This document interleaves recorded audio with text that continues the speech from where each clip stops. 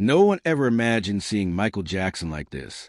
Not on stage, not in front of millions of fans, but inside his own home, far from cameras, far from fame, just a son standing before his mother.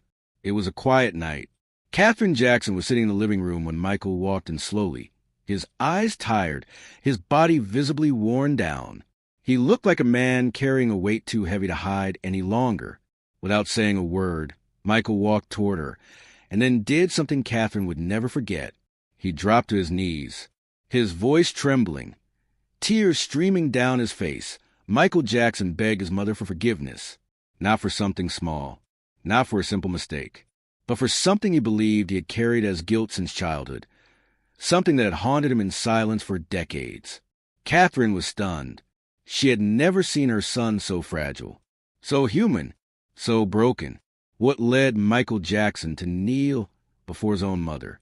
What was he asking forgiveness for? And why did this moment change their relationship forever?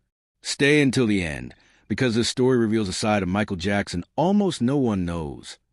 Not the king of pop, but the son who never stopped searching for approval, love, and peace. The house was unusually quiet that night. Not the peaceful kind of quiet Michael Jackson loved when his children were asleep and the world felt distant, but a heavy silence, the kind that presses against your chest and refuses to let you breathe normally. The lights were dim, the curtains drawn, and the only sound was the soft ticking of a clock somewhere down the hallway. Michael stood alone near the doorway of the living room, his hand resting against the wall as if he needed it to stay upright. He had been pacing for nearly an hour, rehearsing words he had never said out loud before, words he had carried since he was a boy, words he had buried under music, success, perfection, and endless motion. But tonight, he could no longer outrun them.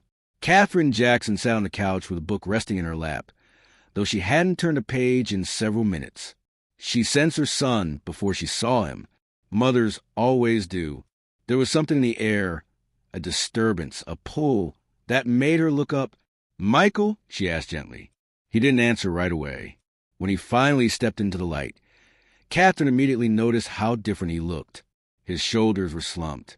His face seemed thinner than usual, drained not just by exhaustion but by something deeper. His eyes, always expressive, were red and glassy, as if he had been fighting tears for far too long. "Are you feeling okay?" she asked, setting the book aside. Michael took a step forward, then stopped. His hands were trembling slightly. He clasped them together, then released them, unsure what to do with them. For a moment, he looked like a child again, unsure, frightened, desperate not to disappoint. "I need to talk to you," he said softly. Katherine nodded. "Of course, baby. Come sit." But Michael didn't sit. Instead, he walked slowly toward her, each step heavy, deliberate. His breathing was shallow now. Katherine felt her heart tighten as she watched him. Whatever this was, it wasn't a normal conversation. "Michael," she said again, her voice more concerned now. "What's wrong?" He stopped directly in front of her. For a long moment, he just looked at her, really looked at her. His mother, the one constant in his life, the one person who had always tried to protect him, even when she herself was trapped in fear and silence. Then, without warning, Michael Jackson dropped to his knees. The sound of his knees hitting the floor was soft, but the impact of the moment was devastating. "Michael," Katherine gasped, immediately leaning forward. "What are you doing? Get up, baby, please." "No," he said quickly, shaking his head. "Please, let me do this." Tears were already streaming down his face now, unchecked and unapologetic. His shoulders shook as he struggled to breathe through the emotion rising from somewhere deep in his chest, a place he rarely allowed himself to touch. "I've needed to say this for a long time," he whispered, "and I'm scared if I stand up, I won't be able to." Katherine froze. She had seen her son cry before. She had seen him overwhelmed, anxious, hurt, but never like this, never broken down to his core. Michael pressed his palms together as if in prayer. "I'm so sorry, Mama," he said, his voice cracking completely. "I'm so sorry." Katherine's eyes filled with tears instantly. "Sorry for what?" she asked, her voice barely above a whisper. "What are you talking about?" Michael swallowed hard. "For everything," he said. "For the pain I caused you. For the nights you cried because of me. For the fear you lived with because of my life. For the choices I made that put a target on our family." He shook his head, tears falling onto the floor. "I know you tried to protect me. I know you did the best you could. But sometimes I think, if I had been stronger, if I had spoken up sooner, if I had fought harder, maybe you wouldn't have suffered the way you did." Catherine stood up slowly and knelt down in front of him, cupping his face in her hands. "Michael," she said firmly, "look at me." He hesitated, then lifted his eyes. "You were a child," she said. "None of what happened was your fault." But Michael shook his head again. "I know that in my head," he said, "but my heart doesn't believe it. My heart still feels like I failed you." His voice dropped to a whisper. "I became the world's biggest star, and I couldn't protect my own mother." Catherine pulled him into her arms, holding him tightly as his body shook with sobs he had held back for decades. He clung to her like a child afraid of being abandoned, burying his face against her shoulder. "You didn't fail me," she whispered. "You survived, and you loved me. That's all I ever wanted." But Michael wasn't finished, still holding on to her. He spoke words that had lived inside him since he was a boy standing on stage, terrified of missing a step. "I'm sorry I couldn't save us sooner," he said. "I'm sorry I didn't give you a peaceful life. I'm sorry my fame brought so much chaos into our home. I'm sorry for every tear you cried in silence." Catherine closed her eyes, tears spilling freely now. The king of pop was gone in that moment. There was only a son, on his knees, asking his mother for forgiveness he never needed to earn.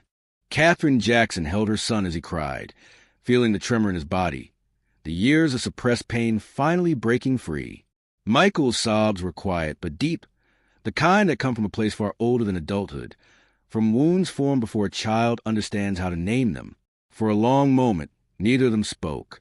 The room felt suspended in time, as if the walls themselves were listening.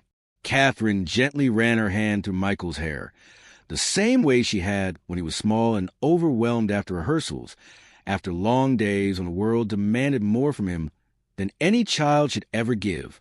"Michael," she said softly, rocking him just slightly, "you've been carrying this alone for too long." He didn't lift his head, but his voice came muffled against her shoulder. "I didn't want to burden you," he whispered. "You already carried so much."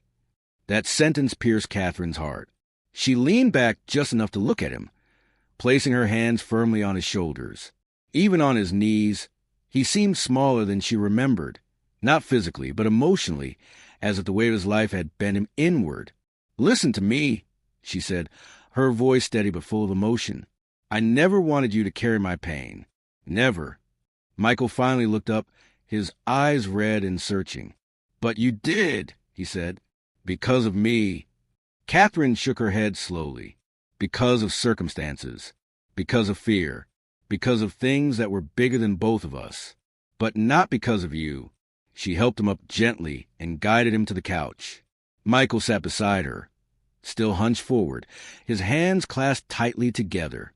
Catherine noticed how his fingers twisted around each other, a nervous habit he had as a child when he felt guilty or scared.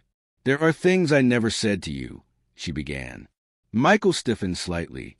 "Not because I didn't want to," she continued, "but because I thought protecting you meant staying silent." She took a deep breath, as if opening a door she kept locked for decades. "When you were little," Catherine said, "I used to lie awake at night listening to you breathe. I was always afraid something would take you from me. The world, the pressure, the people who saw you as something to own." Michael swallowed hard. "I saw the fear in your eyes even when you smiled," she went on. "I saw how tired you were, how confused, how desperately you wanted approval. Not from the fans, not from the industry, but from your father." Michael's jaw tightened. "And I blame myself," Catherine admitted quietly. "I blame myself for not stopping it, for not being louder, for not being stronger." Michael shook his head immediately. "Mama, no." She raised her hand gently. "Let me finish." Her voice trembled now. "I was afraid," she said. "Afraid of breaking the family apart.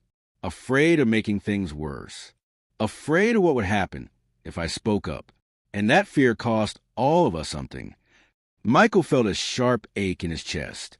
I thought if I just worked harder, he said slowly, if I was perfect enough, maybe everything would calm down. Maybe the anger would stop. Maybe you wouldn't be so scared. Catherine closed her eyes. You were never meant to fix adult problems, she said. You were a child. Michael stared at the floor, but I wasn't allowed to be one. The words hung between them, simple, devastating, undeniable. Catherine reached for his hand. I know, she said, and that's why it breaks my heart when you apologize to me. Because the truth is, if anyone should be asking forgiveness, it's me.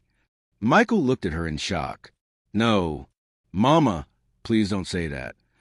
I should have protected you more, she said. I should have fought harder for your childhood, and I live with that. Michael's eyes filled again. You gave me love, he said. You were the only safe place I had. You don't understand. Without you, I don't know if I would have survived. Catherine squeezed his hand. Then hear this, she said firmly. I forgive you for every imagined failure you've punished yourself for. I forgive you for the pain you think you caused me. And I forgive you for not being able to save everyone. Michael's breath caught. You don't need my forgiveness, he whispered. Maybe not, she replied gently. But you need to give yourself permission to let go. Michael leaned back against the couch, exhaustion washing over him. For the first time that night, his breathing slowed. I'm so tired, he admitted. I've spent my whole life trying to be good enough, trying to make everyone happy, trying to earn love. Catherine rested her head against his. You were always enough, she said, even before the music, even before the fame. Silence settled again, but this time it was different, lighter, softer. Michael closed his eyes, allowing himself, just for a moment, to be held without expectation. For the first time in years, the guilt loosened its grip, not gone, but finally acknowledged, and Catherine knew something important had shifted. This wasn't the end of Michael's pain, but it was the beginning of truth. The night outside Catherine Jackson's home had deepened into a quiet stillness, the kind that settles only after emotional storms. The clock on the wall ticked softly, marking time that felt strangely irrelevant.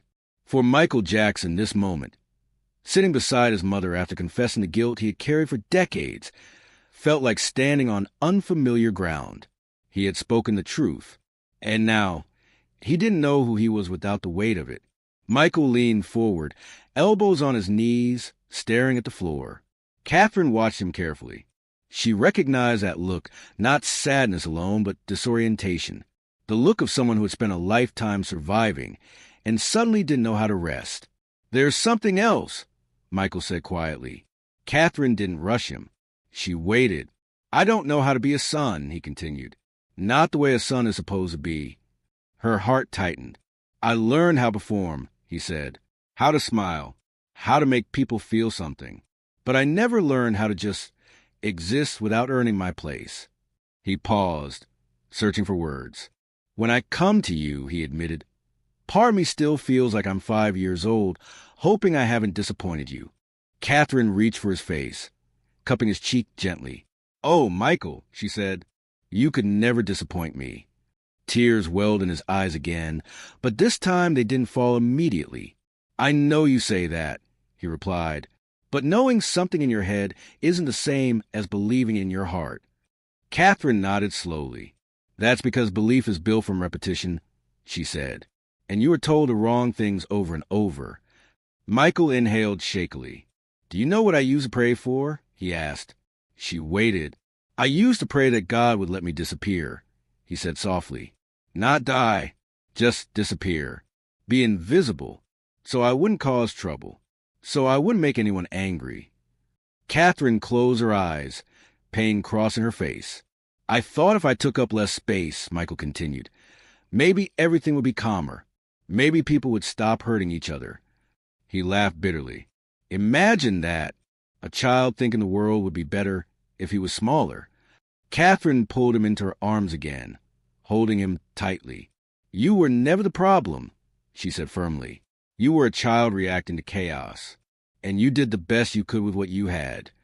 Michael rested his head against her shoulder, allowing himself to be held, something he rarely allowed anyone to do anymore. I don't know how to stop apologizing, he confessed. It's like it's built into me. I walk into a room and feel responsible for everyone's feelings. That's not humility, Catherine said gently. That's survival. Her words landed deep. For so long, she continued, you lived in an environment where love felt conditional, where peace depended on perfection. That teaches a child to monitor everything, every word, every movement, every emotion. Michael nodded slowly. And it followed me everywhere, he said. Into friendships, into relationships, into my career. I became the person everyone leaned on, but I never leaned back. He looked at her, eyes searching. How do you trust that someone won't leave when you stop being useful? Catherine took a breath, choosing her words carefully. You learn it slowly, she said. With people who prove over time that their love doesn't disappear when you're tired or sad or imperfect. Michael looked unconvinced. I don't know if I've ever had that, he admitted. You have, Catherine replied. You just didn't recognize it because it didn't come with demands. She smiled softly. You think love has a hurt to be real. But love that hurts isn't love. It's fear dressed up as responsibility. Michael felt something crack inside him. I wish someone had told me that earlier, he whispered. I wish I had, Catherine replied honestly. They sat in silence again, but Michael's thoughts were racing. Do you think it's too late? He asked suddenly. To change how I see myself? Catherine turned to him fully. It's never too late, she said. As long as you're alive, your story is still being written. He exhaled slowly. I don't want my children to grow up feeling the way I did, he said. I don't want them to feel like love has to be earned. And they won't, Catherine said with certainty, because you are breaking the cycle, even by asking these questions. Michael nodded, emotion tightening his throat. I try so hard to protect them, he said. Sometimes I'm afraid I'm overdoing it, that I'm hiding them from the world instead of preparing them for it. That fear comes from love, Catherine said. But remember, love also trusts. Michael absorbed her words. I want to be present, he said. Not perfect, just present. That's all any child really needs, Catherine replied. Michael leaned back, exhaustion finally settling into his bones. His eyes fluttered closed briefly. You don't have to be strong here, Catherine said softly. You never did. When Michael opened his eyes again, something subtle had changed. The pain was still there, but it wasn't isolated anymore. For the first time, it felt witnessed, understood, and as the night deepened, Michael Jackson allowed himself something unfamiliar yet deeply necessary, to stop performing and simply be a son. The night had grown quieter, but inside Catherine Jackson's living room, something profound was unfolding. Michael sat back on the couch, his body heavy with exhaustion, yet his mind was painfully alert. Speaking the truths he had buried for decades had opened something inside him, a door he didn't know how to close. And maybe for the first time, he didn't want to. Catherine rose slowly and walked to the small table near the window. She returned holding a worn photo album, its edges frayed with time. Michael recognized it instantly. He hadn't seen it in years. I thought tonight might need this, she said softly. She sat beside him and opened the album. Inside were photographs from a life that felt almost unreal to Michael now. Birthdays before the fame swallowed everything, Christmas mornings, candid smiles that didn't belong to the stage. Michael stared at one photo in particular, himself at around 6 years old, standing beside Catherine in the kitchen, flour on his hands, laughing. I don't remember this, he said quietly. Catherine nodded. You were still a child then, before the world demanded you be more. Michael swallowed hard. I look happy, he said. You were, she replied. You were gentle, curious, always watching everything, trying to understand how people felt. She turned the page. This is the Michael I knew, Catherine continued, and he never disappeared. He just learned how to hide. Michael felt a tightening in his chest. I thought if I became everything people wanted, he said, they would stop hurting, that the chaos would end. Catherine closed the album and placed it gently on the table. You took on responsibilities that were never yours, she said firmly. You tried to carry an entire family on the shoulders of a child. Michael looked at her, guilt flickering across his face. I should have protected you, he said suddenly. I should have spoken up more. I should have... Catherine lifted her hand. No, she said gently but clearly. That was never your job. He shook his head. I watched you suffer. I watched you try to keep peace. And I felt like I failed you. Catherine's eyes filled with tears. Michael, she said, her voice trembling, do you know what hurt me the most all those years? He looked at her, afraid of the answer, watching you believe that everything was your fault. She took his hands in hers. You were a child in an impossible situation, and yet you were kind. You were compassionate. You never became cruel. She squeezed his hands. That is not failure. Michael's breath hitched. I'm so tired of carrying shame, he admitted, even for things I didn't do. Catherine nodded. Shame is heavy, she said, and it grows when it's never challenged. She leaned closer. So let me say something clearly, something I need you to hear. Michael looked up at her, eyes glistening. You do not owe me forgiveness, Catherine said, and I do not need you to apologize for surviving. His lips parted slightly, stunned. I never blamed you, she continued. Not once. I blamed the system, the pressure, the fear, but never you. Tears finally spilled down Michael's face. I want to be strong for you, he whispered. And I wanted you to be safe, Catherine replied. But strength doesn't mean silence. And safety doesn't come from carrying pain alone. Michael leaned forward, burying his face in his hands. His shoulders shook as years of restrained emotion poured out. Catherine wrapped her arms around him, holding him as he cried. Not as a superstar, not as a symbol, but as her son. I forgive you, she said softly. Michael froze. For what? He asked through tears. For believing you had to earn love, Catherine replied. For punishing yourself for things beyond your control. For thinking you had to kneel to be worthy. Her words cut deep and healed just as sharply. You never needed to beg me, she said. You already had my heart. Michael lifted his head slowly, eyes red and searching. I don't know how to accept that, he admitted. Catherine smiled gently. Then let's start small, she said. Right now, in this moment. She placed her hand over his chest. Breathe, she instructed softly. Michael inhaled shakily, then exhaled. Again. For the first time in years, his body responded, not with tension, but with release.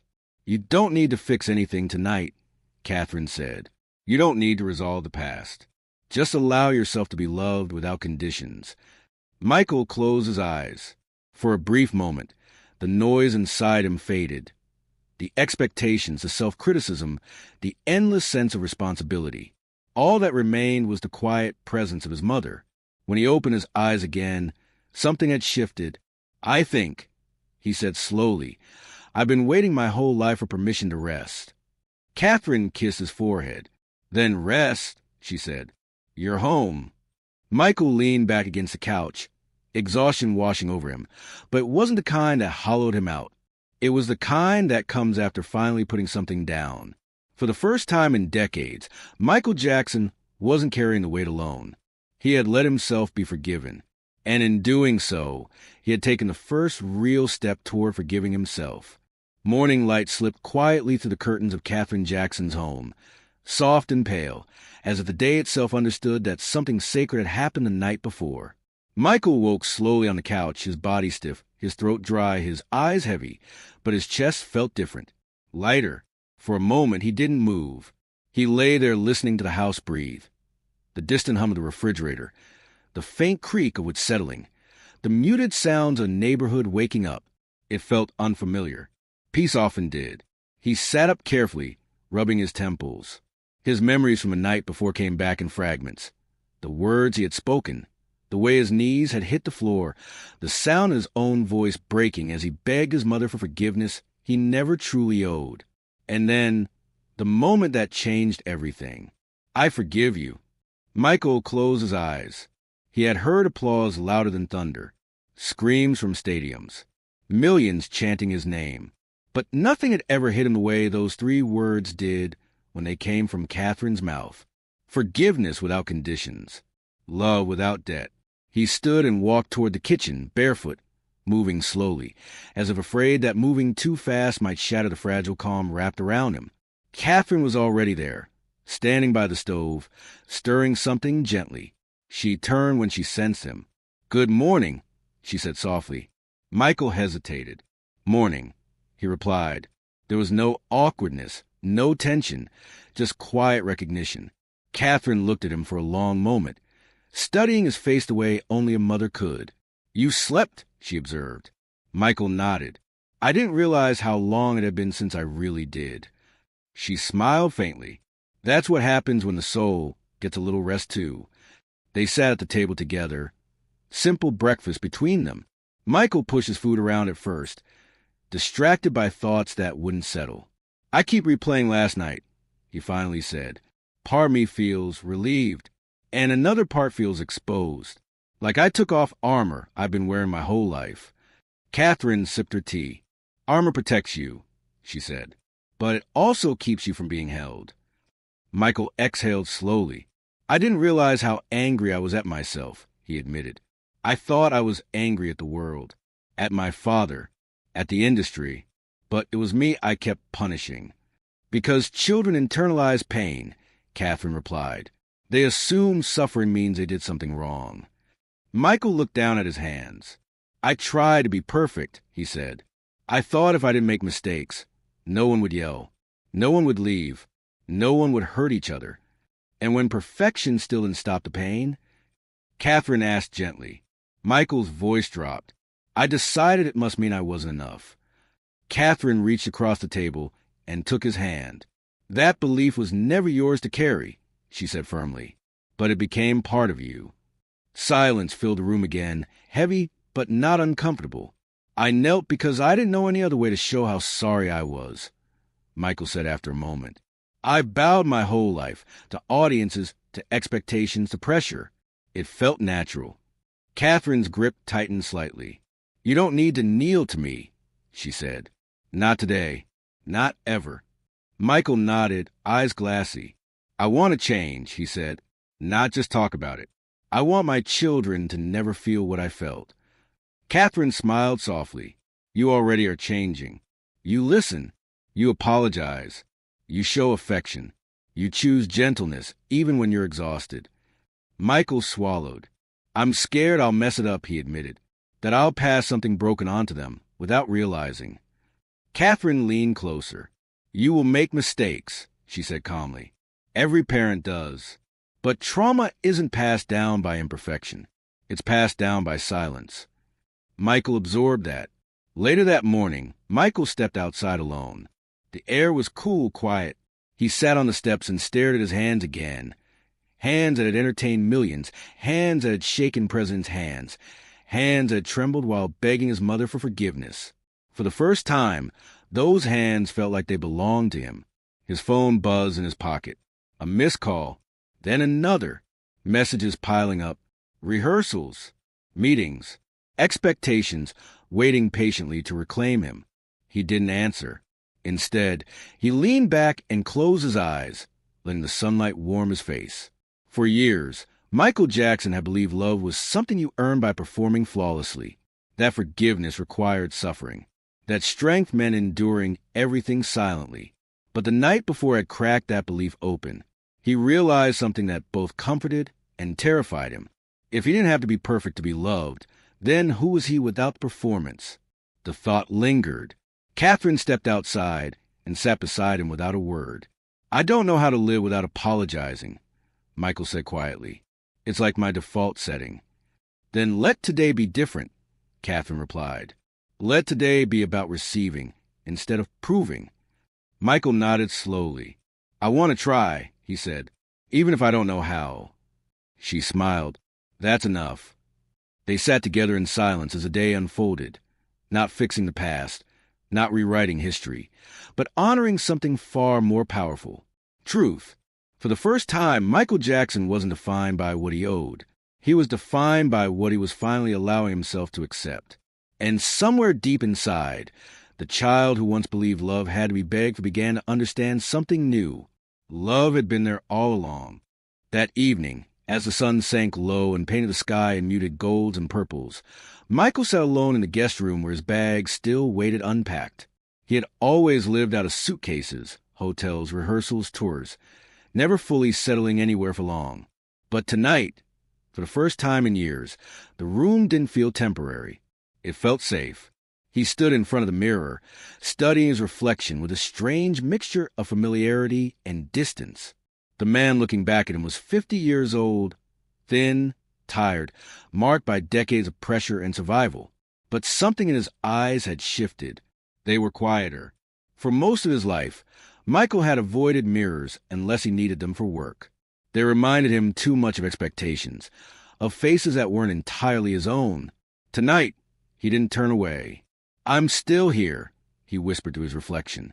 Not as a performer, not as an icon, as a person. Earlier that afternoon, Catherine had hugged him for a long time before stepping out to run errands. No advice, no lecture, just arms around him and a kiss on his cheek, the same way she had done when he was a boy. That hug stayed with him. Michael sat on the bed and let his thoughts drift, not backward, but forward. For once, the future didn't feel like a threat. It felt uncertain, yes, but uncertainty no longer terrified him the way it once had. He thought about his children. Prince, trying so hard to be strong. Paris, absorbing emotion like sunlight. Blanket, quiet, observant, sensitive beyond his years.